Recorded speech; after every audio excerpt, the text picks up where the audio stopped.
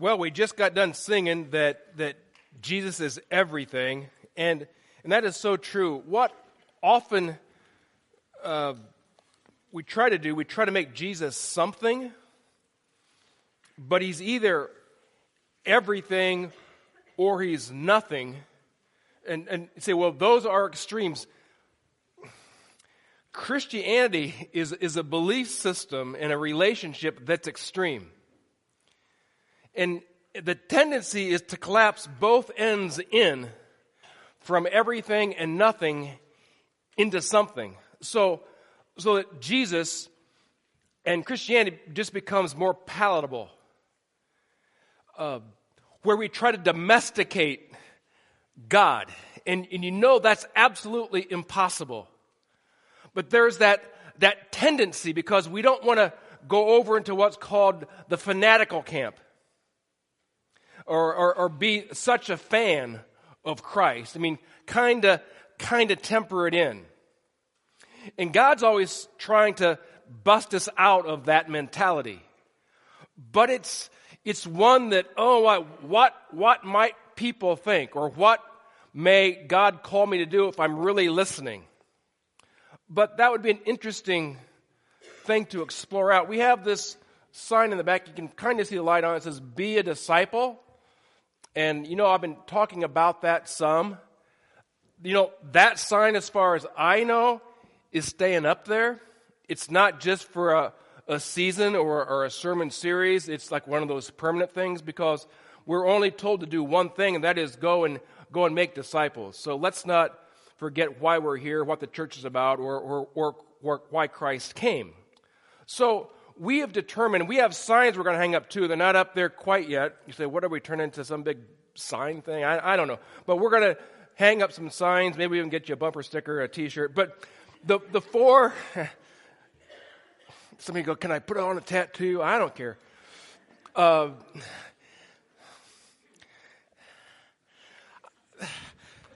Here I go. It didn't take long this morning. When I was back in Wisconsin, I'd go to the YMCA, and there's a guy, I'd say in the dressing room, and on his shoulder, there is this cross. It's a tattoo. There's a tattoo of a cross, and in there are the letters JC. I'm going, JC? I mean, it's got to be Jesus Christ, right? So I was like, are you a Christian? That's about Jesus Christ? He goes, no. And I'm like confused. Those are initials of my former girlfriend. And so I go,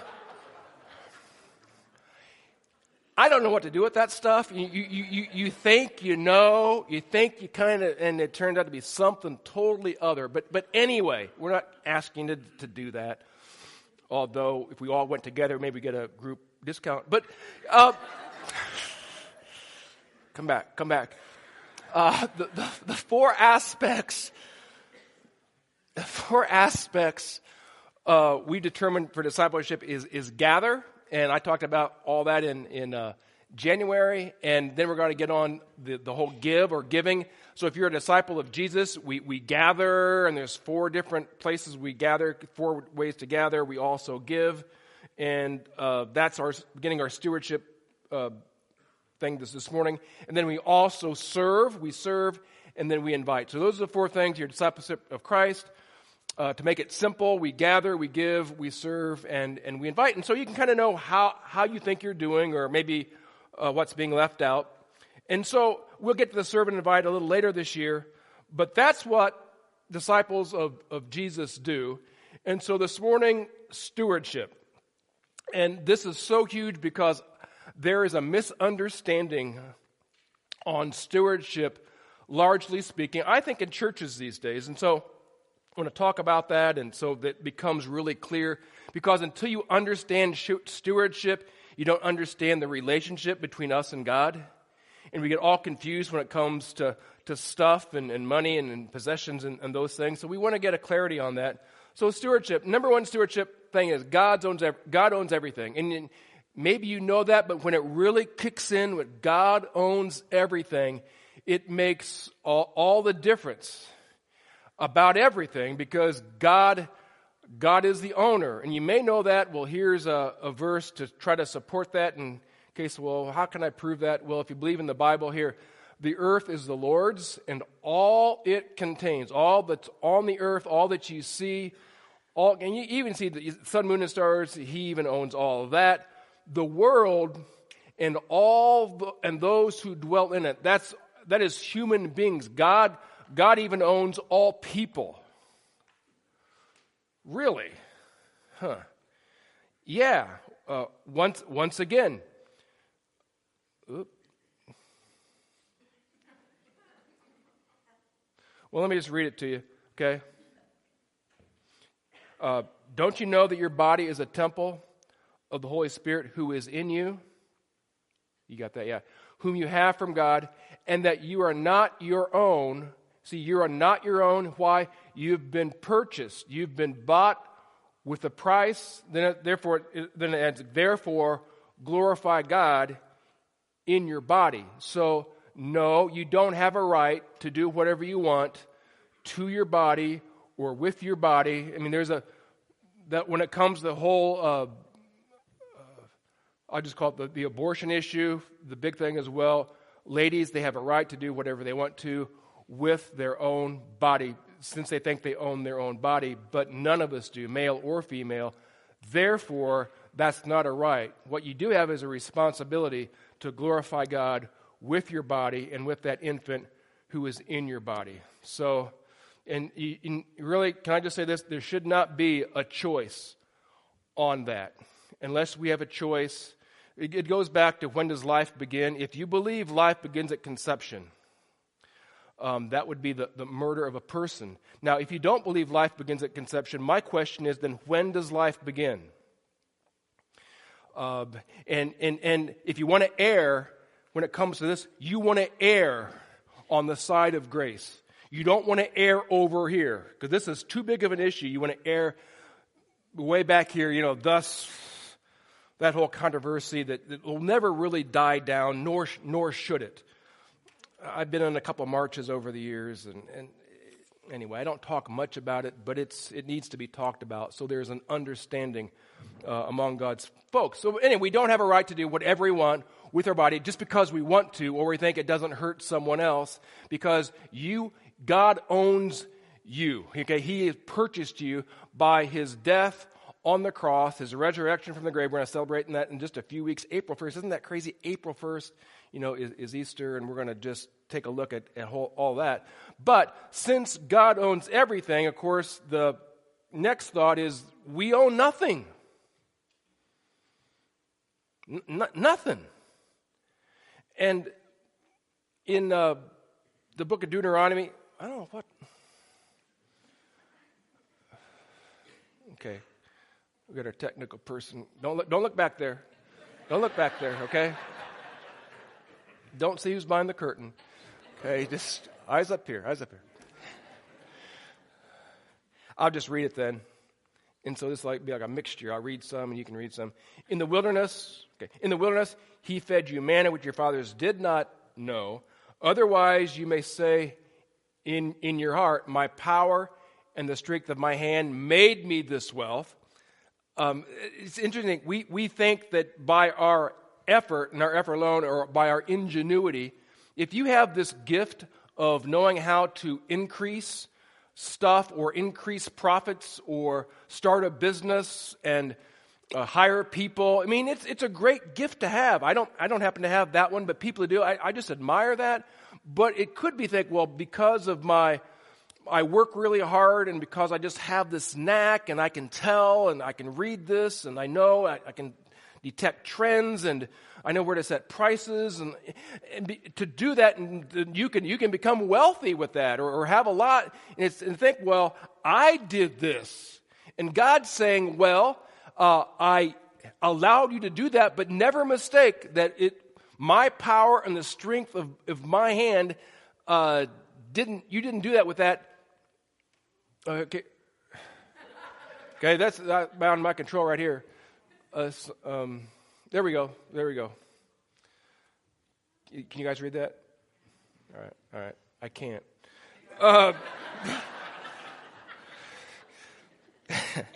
But you shall remember the Lord your God, for it is He who is giving you power to make wealth. So that's about, even if you do that, don't forget who's behind it. It's God who's giving you the power to get up in the morning, to put in long hours, and He's giving you the energy and the thoughtfulness and the drive. These people have ambition. It's God. It's God. And so just don't forget that, who gave you the ability to make money, and maybe a lot of it. So it's not that we're doing nothing, but never forget it's merely in cooperation who's really allowing it to happen. It always goes back to God. So far, God owns it, but we have it. Take care of God's stuff. Okay? He owns it, but we have it. It's in our possession, but it's not ours. If you ask me, do I have a car? Yeah, I have a car. Is my name on the title? Yeah. Do I pay the license plate fees? Yeah. But is it my car? It is, but it's not. It's not my car. God owns my car. God owns me. God owns my kids. God owns everything. Am I their dad? Yeah, I'm their dad, but more than that, God owns them. So can you understand? Stewardship is not about being frugal. Because that's what we often think. Well, you hear this. Whenever somebody wants to be cheap in the name of Jesus, they'll say, well, you want to be a good steward. And you know what that's all about. They never say, I want to be a good steward, and they go on some extravagant spending thing. It's, I want to be a good steward, so, since I want to be a good steward, when it comes to any kind of function, whether it be church or Little League, at work, you buy the cheap soda, right? You want to bring something to the gathering or whatever, and you get the 88 cents or the 69-cent stuff that was sent over from Eastern Europe, or I don't know where it came from, and you think, well, this is good enough, and you, under the guise, I mean, you wouldn't drink it yourself, what you wouldn't drink, you buy for others to drink because you're a good steward, right? Figure that one out. It's about being cheap is what it is. Right? Isn't that right? It's about being cheap. And it's not that we have to get, the most, we're not talking about that, but why, I put it in that, why are you dehumanizing people by giving us the cheapest? Don't water down my lemonade is what I want to say. Right? And don't say that, well, that's it because, I'm a good steward. No, you're not a good steward, you're just cheapskate. Okay? That's what it is. That's what it is. I have cheapskate tendency. I'm just telling you, I have cheapskate. And some of you that know me, you know. If we go out to eat, you're always wondering, is he going to pay? Is he going to pick up the tab? What's it going to be here? And I have to intentionally, bust through that sometimes, even with my wife. So it's not being frugal or extravagant. That's not what stewardship's about. It's not being careful in a sense or being right. It's not about that. Stewardship is this. Stewardship is listening to God, and then when you know what He tells you, when you can listen in, it's doing what He tells you to do. Why? Because it's His stuff. It's not your stuff. So it's not being on the cheap. It's not being on the expensive. It could be, but it's His stuff. So really, it's one of the greatest spiritual things is, God, what would you have me do with what's in my possession? What would it be? So it's listening, and then once you got it, it's doing it. Now, I got to say this. Stewardship doesn't always make sense. It doesn't. It may seem like nonsense. That's what it may seem like. So, anyway, whatever God tells you to do with whatever God has given you, do it. That's stewardship. Well, how do I know what God's telling me to do? You walk tight with Him. Back to John 15. You're connected to the vine. You're the branch. Jesus says, my sheep, they hear my voice. They know it's me. So you walk with God so you'll know what to do with the stuff. Some of us, you were raised in such a way you took your cues of how you handle your stuff and your money by what your parents did. Now, that may be the right thing, it may be the wrong thing, but you need to revisit that because it just may be a load of nonsense. If you grew up or you know people that actually, and these fewer people these days, that were raised and formed during the Great Depression, which started in, they may know what year the Great Depression started in?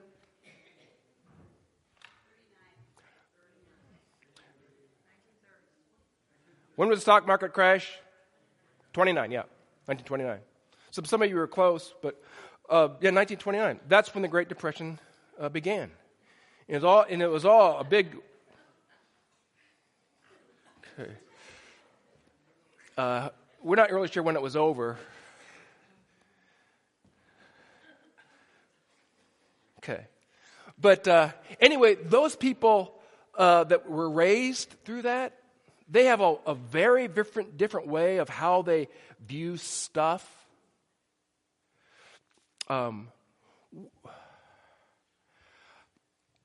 This is the one I'm going to say next is not true, but it's kind of funny. And I tell people, when we were growing up, we were so poor. We were so poor. I'm going to tell you how poor we were. Okay? We were so poor, Dad would take us to KFC to lick other people's fingers. You know, that's that's poor. Yeah, that's see, not true. Not true. But I tell you what was true. And my mom was raised in a war. She went through a whole war, so she saw all kinds of bad things. We would rinse out bread sacks and save them. Some of you guys remember that? You do what? Oh, yeah, we'd reuse aluminum foil. We would reuse our Christmas wrapping paper every year. So when you go to open up your presents, you don't just tear into that. So, oh, no. You go and you delicately begin where the tape's at, and you save the paper and put it away because we're going to use it again next year.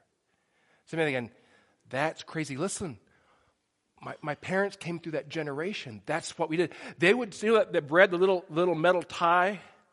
They saved those. For what? I don't know. And you never know when you might need that. So right now, my mom passed away a little over a year ago, and he's going through all Mom's stuff right now. And he says, I got all Mom's clothes. Do you want them? I say, well, she's not my size, right? That's what I tell him. What am I going to do with Mom's clothes? But what are you going to do with all the twisty ties?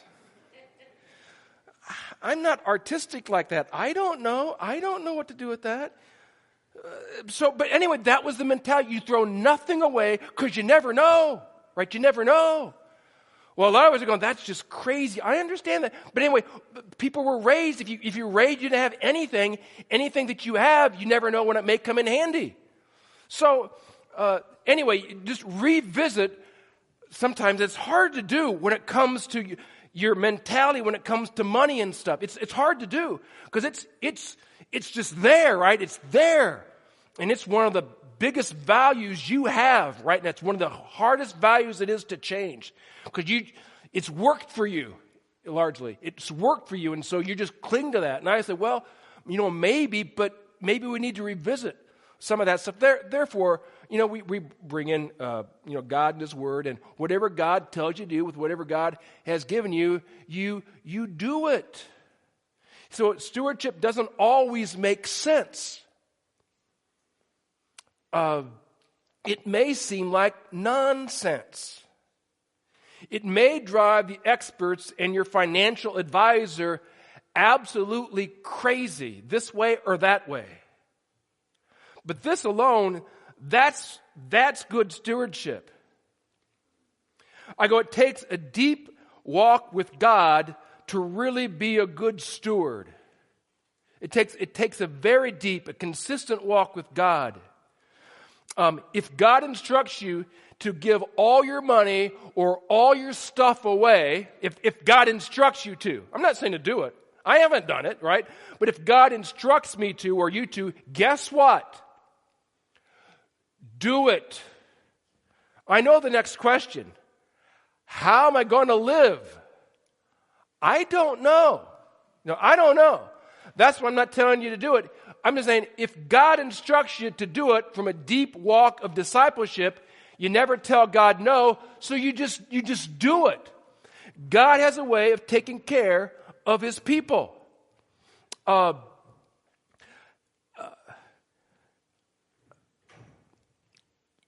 next question could be, well, doesn't God give us a brain? And I'm saying, yeah, but you got to get outside of that because God has given you a brain and a heart in order to discern what he's telling you. So I can say, God gives a brain, yeah, but get outside that it has to make sense. Sometimes it doesn't make sense. What I do know is God will take care of his obedient children. That I know. What I can tell you is that a number of years ago, God clearly instructed me to quit a good job in Fort Wayne to pack up my Toyota Celica and start going to a Bible college in Columbia, South Carolina. I do know that. And so instead of making an income, because I was, right? It was a good job. Now I'm in college, and guess what? They don't pay you to go to college. At least they didn't me. They didn't have any athletic scholarships. Wouldn't have mattered. I wouldn't have qualified anyway. Didn't have any academic scholarship. Wouldn't have mattered. I'm not that smart. So instead of making money, now guess what? I'm giving all my money to this college, and in a short period of time, I am flat broke. I spent every single dollar I had ever saved, and I'm a saver by nature. Ever since I was a kid, I was always, the piggy bank thing and the allowance thing. The money goes in the piggy bank. You never know. In our family, well, you never know about a rainy day. I'm looking at it, it looks pretty good to me. But you save your money. You save your money because you never know what's going to happen. And so that's the mentality I had. And so all my rainy day money all went away, and here I am, and I don't have nothing. God has a way of taking care of his children when they listen and they obey what they are told to do. Listen, obedience often looks crazy to the disobedient. Those that don't have a clue about walking with God or discipleship, it looks like you lost your mind. It doesn't make any financial or fiscal sense in a way. Now, let me say this. There's a lot of people doing a lot of crazy things that have nothing to do with God. Okay, you understand that quota has well been met. So just because it's crazy doesn't mean it's of God. So you don't want to just do something and it's off the charts, therefore, it's God. That's not it either. Not by a long shot. But here again, God owns everything. I and you own nothing. Nothing. Now, this morning, is there any, I know there's some sports fans here. Is there anyone that you're a Notre Dame fan? A Notre Dame fan? Just the one? There's two. Okay, would one Notre Dame fan come forward? Now, I don't know how you decide. What's that? The best looking? Just a Notre Dame fan. Notre Dame fan, just come up. Just come up now.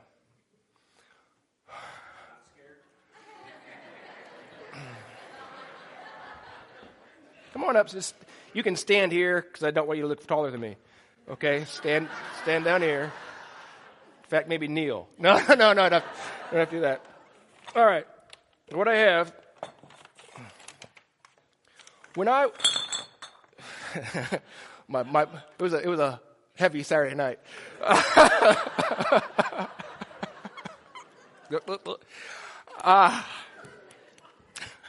I'm not. I would say I'm sorry, but I'm not. When I used to work at a grocery store in Roanoke, and for a while, 7-Up would bring in, I don't know if you guys have seen these, bring in these bottles. And when I was a teenager, and whenever the bottles would come, they were returnables, me and another kid worked there, we'd grab it, and you'd think it cost a nickel or dime, you'd pay at the counter. So all these came in, and I thought, that looks pretty cool. Here, this is a 1973 National Champions Notre Dame bottle. So I have had this since about probably come out in 1974. I have had this for,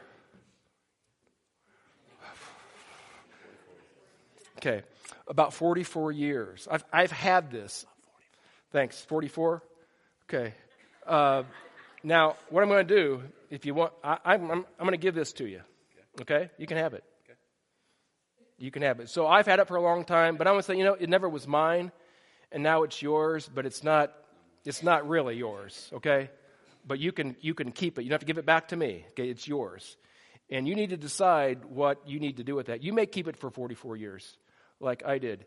Or you may give it away to someone, or maybe I don't know, but now it's yours, but it's not really yours. You're in possession of it, but it's not yours. You understand? Okay. Thanks. Okay. Any Purdue fans? You have any Purdue fans? You know where this is going. Some of you are, Harold, I always saw. Was him? Come here.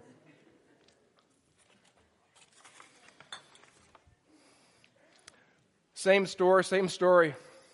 And I only had one of these. Only one. I had a few more Notre Dame, a few more others, but this is the only one. Here again, I'm going to give it to you. I've had it for, this is here's 1974, so it's probably 1975. It'd been 43 years. Had it for 40-some years. It never really was mine. Now it's yours, but it's not really yours.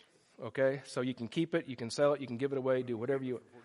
Probably not for 43 years. Yeah, right. Because you're welcome. You're welcome. All right, I have one more, an IU fan. Now, it's tough to admit that. I understand. Whenever you get beat by, was it Rutgers? What's that? What's that mean? What that means is this. We could have put together a church team and beat IU. Right, we could have. It's that bad, folks. Do we have an IU? You want to come up? Come on up. Okay. Come on up. Indiana. Yeah. Indiana, this is 72. Yeah. She is vertically challenged. Here you go. There you go. Anyway, it's yours. Same thing. It was mine for 40 years. Now it's yours, but it's not yours. It's still God's. And you can tell, does God want me to keep it? Does God want me to give it away? God want me to sell it? Probably God doesn't want you to hit it over someone's head. But anyway, go ahead. There you go. So really, it's just a way of me unloading my stuff. I don't want any more. And so I thought I could spiritualize it and get rid of stuff, so be it. But that's the whole thing in that we don't own a thing. God places obedience or a premium on obedience always. Discipleship looks crazy. It looks bizarre. It looks fanatical to one who isn't. I go at times, maybe not always. I mean, God told Abraham to leave his home, but didn't tell him where to go. I mean, how crazy is that? I'm moving. Oh, where are you going? I don't know. We'd say, that's crazy. Shouldn't you know? You don't even know whether to go north, east, south. You don't even know. How do you know where to go? I don't know. I just know God told me. And so, God told Noah to build an ark, right?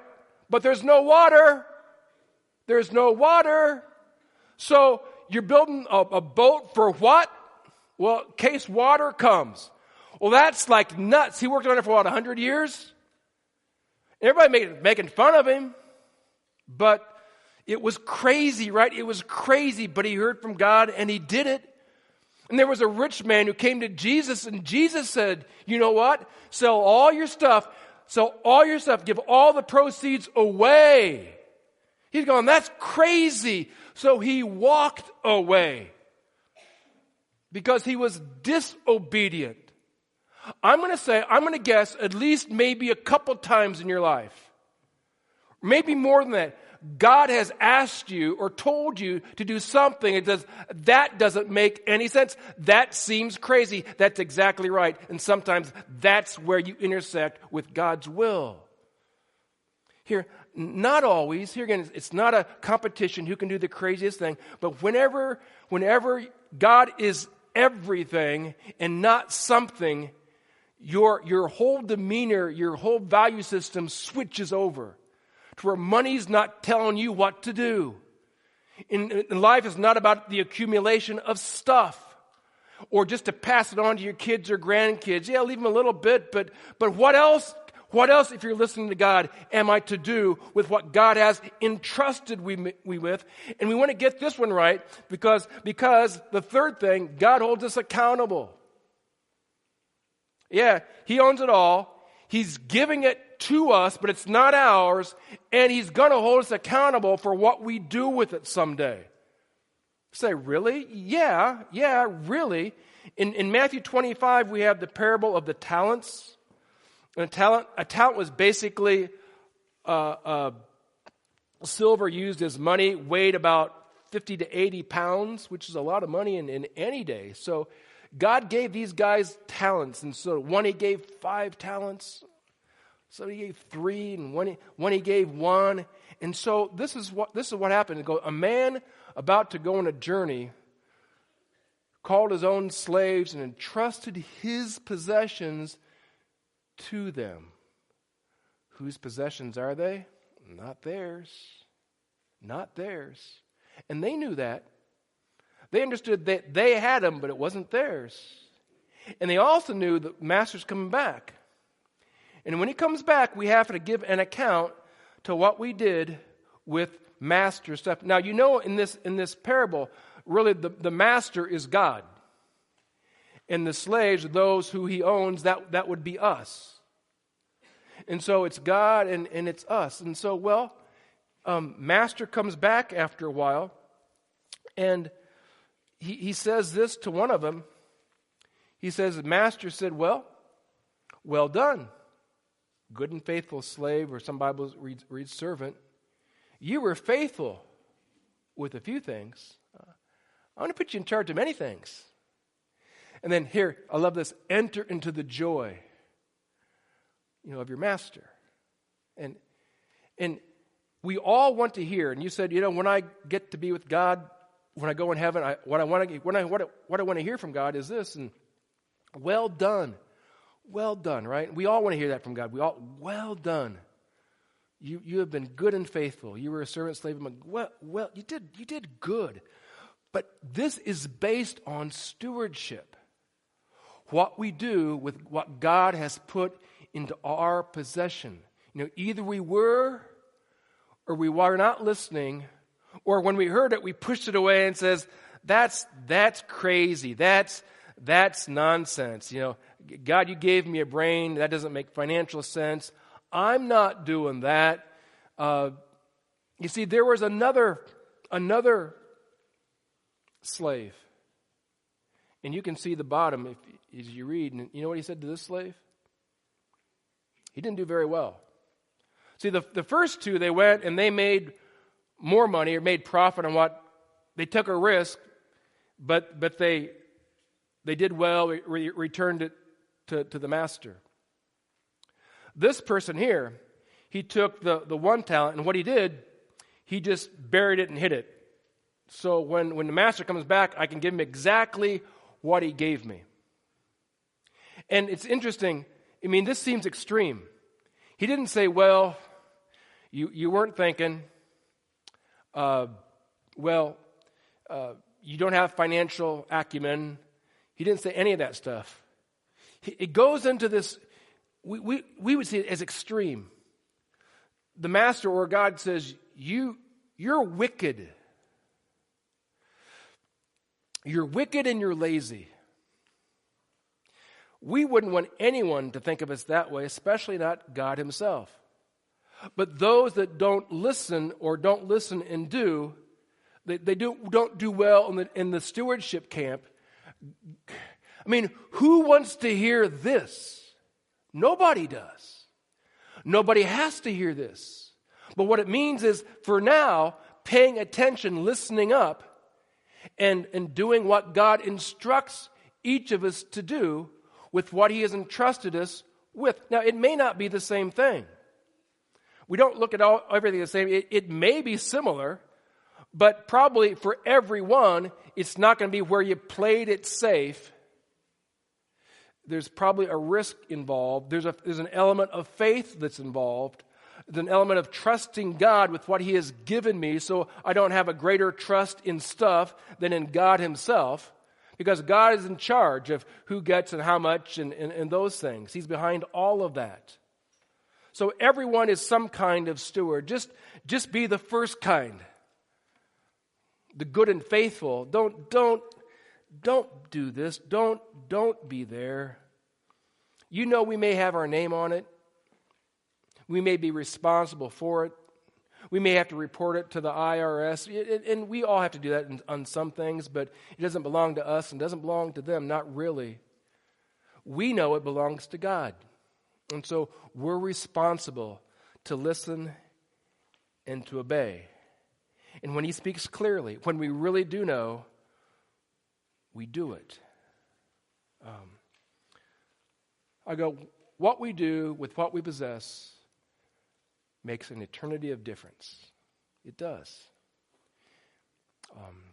It will change how God either rewards or doesn't reward. And so what we do with what we possess on earth today, tomorrow, makes all the difference in eternity. I go, that's stewardship, and that's a large part of discipleship. And I know, we want to get this one right. So let me pray with me. Lord, thank you this morning. Help us to get it all right. And we want to listen. Yeah, we want to obey. And there's a bit of an adventure in obeying you, even when to logical people sometimes it doesn't make any sense. It doesn't have to. But we want to make sure it's of you. It's not to go out and be frivolous or not. It's not like that. It's not that at all. But it's about walking with you enough to hear your voice, to do what you tell us to do with the stuff that we're responsible for. And we pray that together in Christ's name. Amen.